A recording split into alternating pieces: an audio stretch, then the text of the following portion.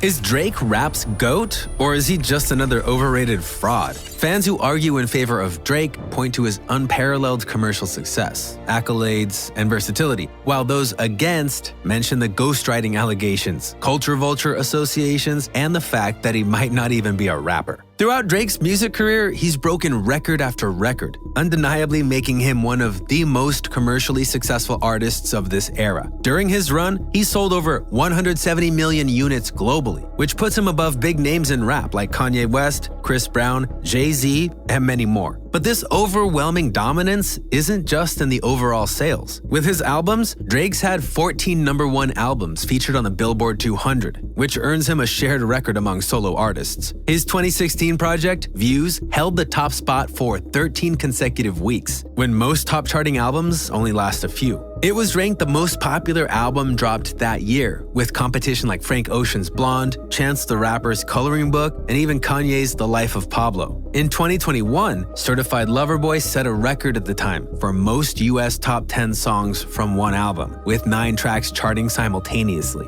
only ever getting beat out by Taylor Swift's album Midnights, which had 10 out of 10. And in 2023, For All the Dogs continued Drake's success streak when it dominated as that year's highest-selling rap album. However, his success isn't just with albums either, because Drake's also achieved 13 Billboard Hot 100 #1 singles, tying with Michael Jackson for the record. Not to mention that in the Hot 100, Drake also has the most top 10 singles at 81, the most top 40 singles at 217, the most charted songs at 359, and maybe most impressively, 431 consecutive weeks in Hot 100 history. But alright, we've touched on the sales and charts, but it's 2025, so what about his streams? Well, his 2018 album, Scorpion, is his most streamed album worldwide, reaching over 11 billion Spotify streams. And when it comes to his most streamed songs like One Dance and God's Plan, we're talking an insane 3.8 and 2.8 billion streams respectively. One Dance also holds the #8 spot on Spotify's list of all-time highest streamed songs. But since One Dance dropped way back in 2016, the next big question is if Drake still moves like that. Well, in 2025, his collaboration with Party Next Door on Some Sexy Songs for You debuted at #1 on the Billboard 200. Because of all his success, Drake won Billboard's Artist of the Decade for the 2010s. This award alone puts Drake in the argument for rap's GOAT. I know that I've spent an incalculable amount of hours trying to analyze all the things I did wrong, but tonight, for once, I'm sure as hell we did something right. But you already knew Drake's music sells, so we need to talk about his artistic accolades, his versatility, and lyrical relatability. Because aside from getting rich off his music, which is putting it modestly, Drake has reached such a level of notoriety in the music game that many of his own peers place the crown on his head. Greatest rapper of all time. Greatest rapper of all time? I mean, it's like a one of the, it's like they're right there. Between Jay, Z, Tupac. And to be fair, that's my dilemma. This was hard. This is like, this is... They're right there. there. It's right there. There's no space. Drake, fight me. You said Drake? Fight me.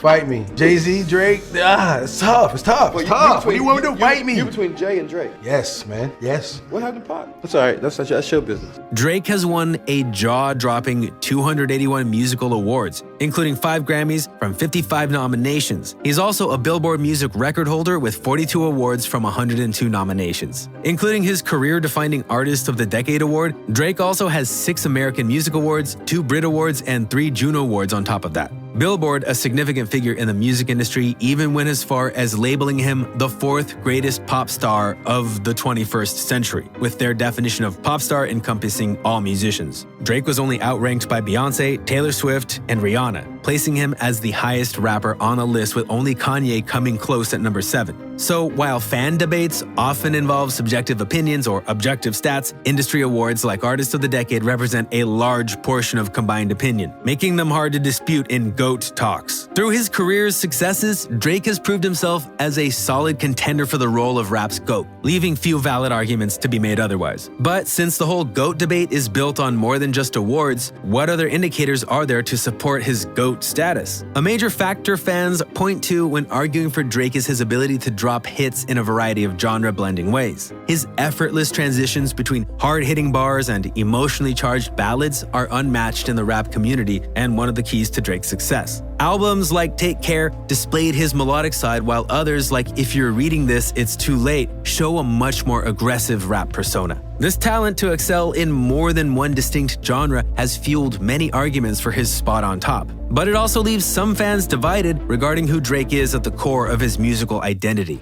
However, for those who see it as a strength, Drake's genre blending sets him apart from his competition. Through his next-level lyrical relatability, Drake has gained a significant amount of superfans who dissect every bar and promote his projects through interaction. This deeply loyal fan club has created a culture that not only will support Drake, but also defend his name ruthlessly, often in ways that traditional rappers don't experience. You've already won if you have people who are singing your songs word for word, if you're a hero in your hometown.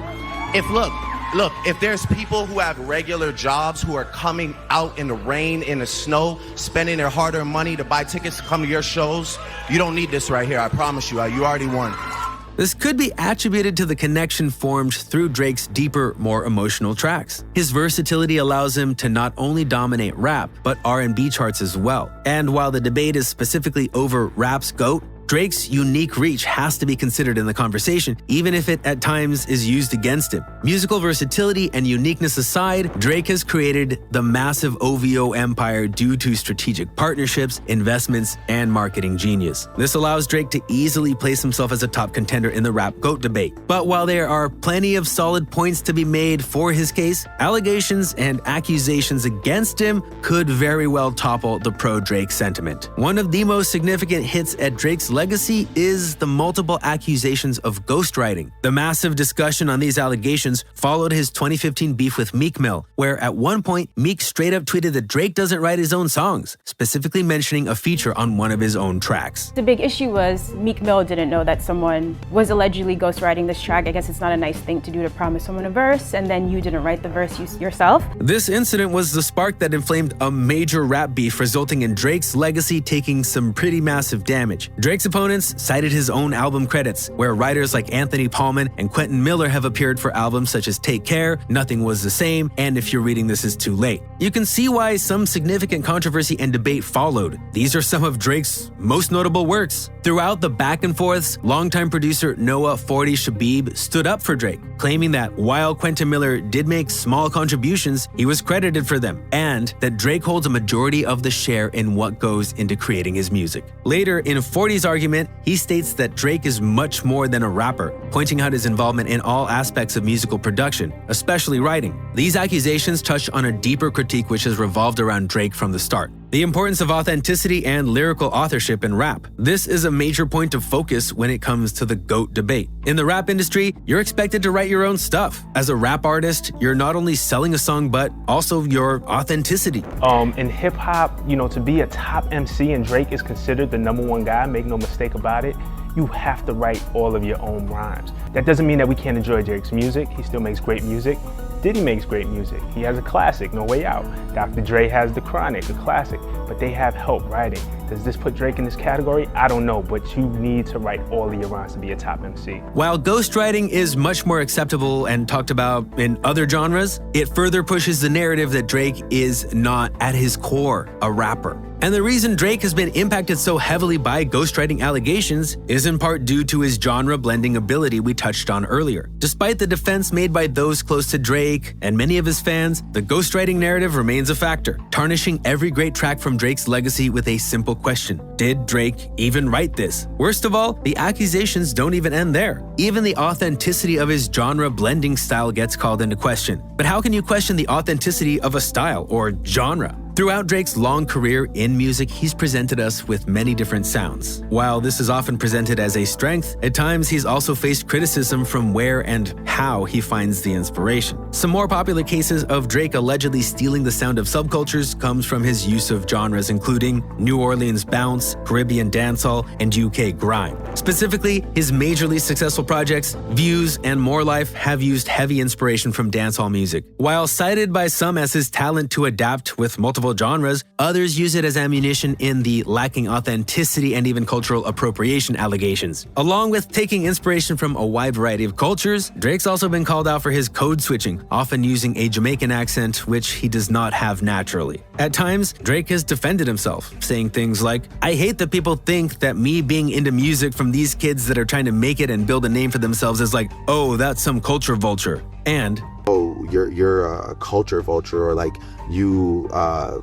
like people will describe the collaborative efforts that I've put forth and the artists that I've picked up and lifted up or shine a light on as me taking, they'll put a negative spin on it and try and tell me, that it's a self-serving thing or whatever. And I think I get really sensitive about that. And I think at that moment I was just like, well, you know what? Then don't even worry about it. He further argues that his use of other sounds comes from a perspective of admiration rather than exploitation, highlighting the Drake effect, which is basically when he co-signs a sound, it often blows up in the artist from which he found the original inspiration. But while his argument may have legs, critics often point out how Drake's use often blurs the line between true appreciation and exploitative cultural appropriation, further separating the power gap between mainstream and underground artists. Although, the debate gets even more heated surrounding his code switching, where, again, some argue it displays how talented and dynamic his sound is, and others claim it proves he's lacking authenticity, as well as the needs to trend hop for success. The whole angle of criticism pushes the question of how important being pure in your sound is when it comes to an artist's legacy. This brings us to the last major point of contention with Drake.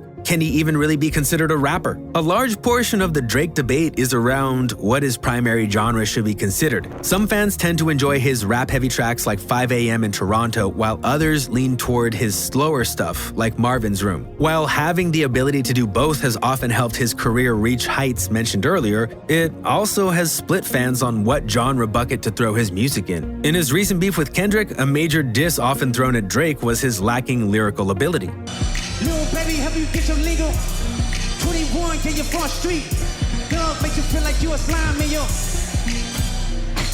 A large number of watchers tended to agree that Kendrick beat Drake, largely in part due to his superior lyrical disses. However, in Drake's long history of rap beefs, the run-ins with Kendrick weren't the only time fans said he got outmatched lyrically. In his 2018 beef with Pusha T, Drake faced a similar result following a spree of back-and-forth diss tracks. And time after time in smaller, less notable cases, Drake lost again and again due to his lacking lyrical prowess. To many fans, rap beefs are one of the main proving grounds for an artist's talent. And since Drake seemingly has faced L after L on the beat, it makes it harder to argue for his status as GOAT, despite Drake's dominant commercial and cultural presence. When the time came to put on for his rap ability, you could reasonably argue he failed. In the end, we're still here discussing one man with an undeniable cultural influence over the rap industry, fighting for the authenticity of his reputation and legacy. Do you think Drake is rap's GOAT, or is he an overrated fraud? Let me know in the comments below and drop a sub so you don't miss the next video.